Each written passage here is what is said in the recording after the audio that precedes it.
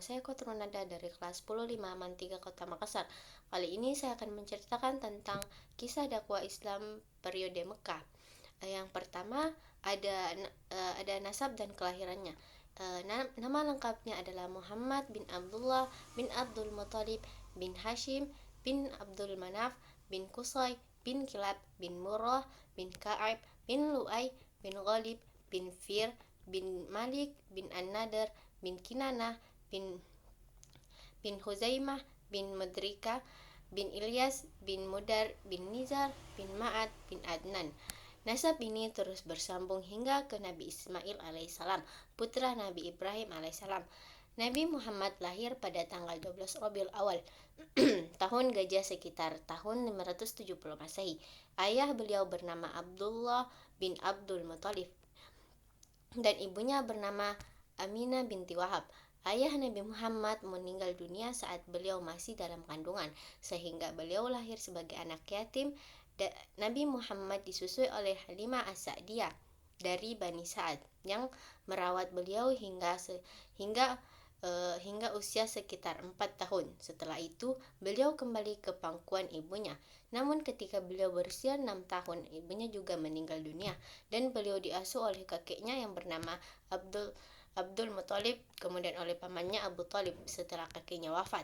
Yang kedua, ada sebelum menjadi Rasul.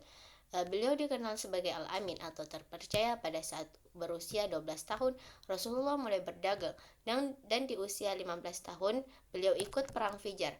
Di usia 25 tahun, Rasulullah menikah dengan Khadijah dan di usia 35 tahun, beliau menengahi sengketa peletakan Hajar Aswad. Yang ketiga, ada masa kerasulan. Pada saat usia 40 tahun, beliau menerima wahyu pertama di Gua Hira pada tahun 610 Masehi dan tugas utamanya adalah mendakwakan Islam dan memperbaiki sistem sosial. Yang keempat, ada strategi dakwah di Mekah. Yang pertama ada dakwah secara sembunyi-sembunyi. Dakwah secara sembunyi-sembunyi adalah fase awal penyebaran Islam oleh Nabi Muhammad SAW selama 3 tahun pertama setelah menerima wahyu. Beliau mengajak orang-orang terdekatnya seperti Khadijah, Ali bin Abi Thalib, Abu Bakar dan Zaid bin Harithah untuk memeluk Islam. Mereka berkumpul di rumah Arqam bin Abi Arqam sebagai pusat belajar dan ibadah secara tertutup agar tidak menarik perhatian kaum Quraisy yang bisa menentang ajaran ini. Setelah itu, Nabi mendapat perintah untuk berdakwah secara terbuka. Yang kedua, ada dakwah secara terang-terangan. Dakwah secara terang-terangan adalah fase kedua dalam penyebaran Islam oleh Nabi Muhammad SAW yang dimulai setelah beliau menerima perintah dari Allah untuk menyampaikan ajaran Islam secara terbuka kepada masyarakat Mekah. Fase ini dimulai sekitar tahun keempat kenabian setelah 3 tahun berdakwah secara sembunyi-sembunyi. Lanjut, ada poin kelima. Ada beberapa tantangan Rasulullah selama mendakwakan Islam. Yang pertama ada cemohan dan cacian. Yang kedua tekanan melalui Abu Thalib. Yang ketiga penyerangan dengan penyair. Yang keempat bujukan harta dan jabatan. Yang kelima pemboikotan Bani Hashim. Yang keenam penolakan dari keluarga dekat. Yang ketujuh tahun duka cita saat wafatnya Abu Thalib dan Khadijah. Yang keenam ada pengembangan dakwah. Yang pertama ada dakwah ke Taif. Dakwah Rasulullah SAW ke Taif terjadi pada tahun ke-10 kenabian setelah berbagai tekanan dari kaum Quraisy di Mekah. Rasulullah berharap bahwa masyarakat Taif akan menerima Islam atau setidaknya memberikan dukungan untuk dakwanya. Tujuan Rasulullah ke Taif adalah dengan harapan menemukan dukungan dari suku Saqif yang merupakan pemimpin masyarakat Taif agar Islam bisa berkembang di sana dan mendapat perlindungan. Reaksi penduduk Taif pada saat itu menolak dakwah Rasulullah dan justru mengolok-oloknya.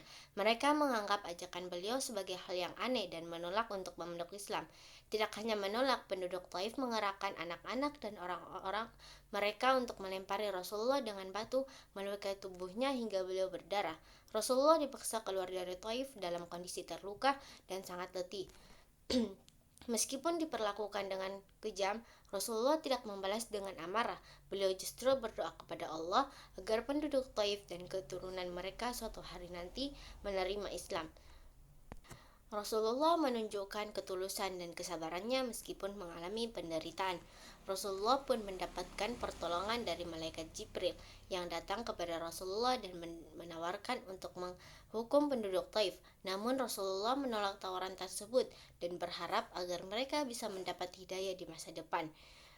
Yang kedua ada hijrah ke Habasyah. Hijrah Rasulullah SAW ke Habasyah adalah peristiwa ketika sejumlah sahabat hijrah ke negeri yang dipimpin oleh Raja Najasyi, seorang raja Kristen yang adil.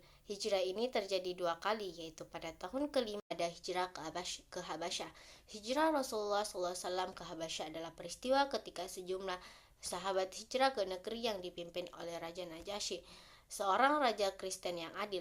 Hijrah ini terjadi dua kali, yaitu pada tahun kelima dan ketujuh kenabian, sebagai upaya untuk menyelamatkan umat Islam dari penindasan di Mekah. Kaum muslim di Mekah mengalami tekanan, penyiksaan, dan intimidasi yang berat dari kaum Quraisy. Rasulullah mengizinkan para sahabat untuk mencari perlindungan di luar Mekah demi keselamatan mereka. Pada saat pemilihan Habasyah, Rasulullah memilih Habasyah sebagai tempat perlindungan karena Raja Najasyi dikenal sebagai penguasa yang adil dan tidak sewenang-wenang terhadap orang asing. Pada saat hijrah pertama, sekitar 15 orang muslim terdiri dari 11 pria dan 4 wanita, termasuk Utsman bin Affan dan istrinya, Ruqayyah atau putri Nabi, pergi ke Habasyah. Mereka diterima dengan baik oleh Raja Najasyi dan dapat beribadah dengan tenang di sana. Dan hijrah kedua, karena tekanan Quraisy semakin meningkat, rombongan hijrah bertambah pada hijrah kedua dengan sekitar 80 orang muslim yang bergabung. Mereka juga disambut dengan baik di Habasyah. Utusan kaum Quraisy mengirim Amr bin As dan Abdullah bin Abi Rabi'ah untuk meminta Raja Najasyi mengusir kaum muslim dari negerinya.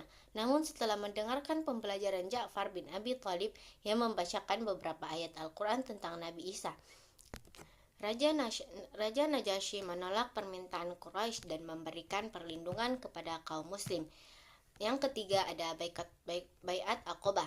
Baiat Aqobah adalah perjanjian antara Rasulullah SAW dengan sekelompok penduduk Yasrib atau Madinah yang menjadi langkah awal penyebaran Islam di sana dan titik penting dalam perjalanan dakwah. Baiat ini terjadi dua kali, yakni Baiat Aqobah pertama dan Baiat Aqobah kedua.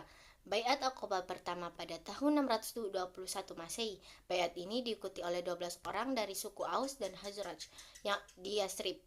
Para peserta berjanji untuk tidak menyekutukan Allah, tidak mencuri, tidak berzina, tidak membunuh anak-anak, tidak melakukan kebohongan, serta mentaati Rasulullah.